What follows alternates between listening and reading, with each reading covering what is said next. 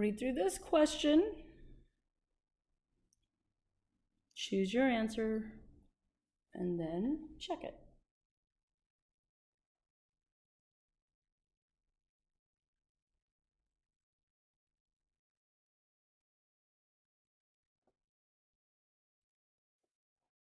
All right.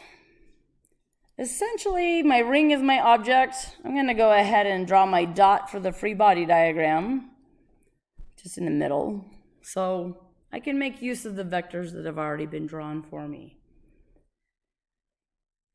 I know that this one to the right, that 100 newtons to the right, has an x component and a y component. I can draw the y component over here. So x and y components of force. This one has x and y components of force. T3 is showing us it's just straight down. The acceleration in the x direction is determined by the net force in the x direction.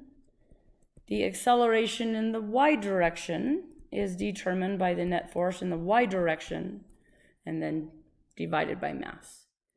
So in terms of relating these forces, we come back to the problem and it tells us the ring is sitting still. No one is winning. That means there is no acceleration.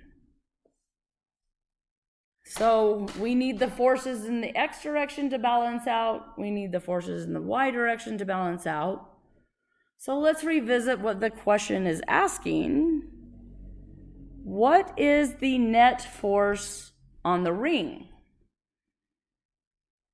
So it's not asking us for T3.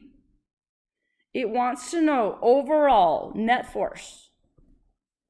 Net force, if I just rearrange these equations, the net force in the x direction has to equal ma for the x direction. Similarly, the net force for the y direction has to equal ma for the y direction. But as we have already mentioned, that acceleration is 0 and altogether overall, so the net force overall on the ring needs to be 0.